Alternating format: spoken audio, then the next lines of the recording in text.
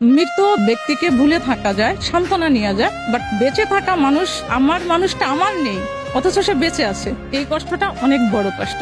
জীবনে কোন মানুষটার কাছ থেকে বেশি কষ্ট পেয়েছে? আমার প্রাক্তন। আমি যখন ক্লাস 9-এ পড়ি তখন আমার স্কুল থেকে এসে দেখি যে আমার বিয়ে। এসএসসি দেওয়ার পরপরই আমার ছেলে হয়।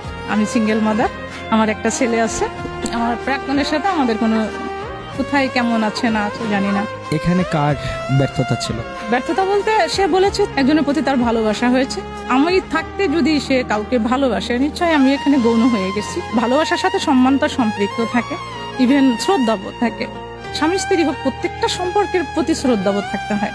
তো সেই জায়গা থেকে আমার কাছে মনে হয়েছে যে না, তো সেই জায়গা থেকে বেরিয়ে আসায় আমি চেষ্টা করেছি। আমি 2012 সালে যখন আমার বয়স অনলি মাত্র 23, তখন থেকে আমি একটা মার প্রতি ছেলের ভালোবাসা কতটা? আমি আমার আদর্শে বড় করেছি।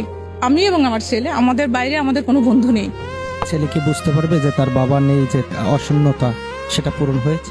আমি তো আমার জায়গা থেকে চেষ্টা করেছি, যদি প্রকাশ না করে আমি হয়তো বলতে পারবো না। তবে আমার যেহেতু বাবা নেই, আমার ছোটবেলায় বাবা মারা গেছে, আমার বাবাকে মনে নেই। তো ওই জায়গা থেকে আমি বলবো যে আমি যেহেতু আমার বাবার শূন্যতা ফিল করি, ও তো অবশ্যই। মৃত ব্যক্তিকে ভুলে থাকা যায়, সান্ত্বনা নেওয়া যায়, বাট বেঁচে থাকা মানুষটা আমার নেই, অথচ সে বেঁচে আছে। এই কষ্টটা অনেক বড় কষ্ট। ওর বাবা নেই, ওর বাবা ম্যারিড, আবার বিয়ে করেছেন। সে আমার চেয়ে 20 বছরের বড় ছিল, বাট তারপরেও সে বিয়ে করেছে। আমি তো দীর্ঘ বছর, আমার মাত্র 23 বছর বয়স থেকে আমি একা। সবচেয়ে বড় কথা, সামাজিক দায়বদ্ধতা থাকে। যেহেতু আমি একজন শিক্ষক, সমাজে সন্তান বড় করার জন্য যে পরিবেশ তৈরি হয়, করা উচিত, আমি সেটা করি। আমার ছেলে একটা কথা বলে যে মামুনি, তোমার একটা স্কুল খোলা উচিত, যেখানে সন্তান কিভাবে মানুষ করতে হয় ওই শিক্ষাটা তোমার দেয়া দরকার।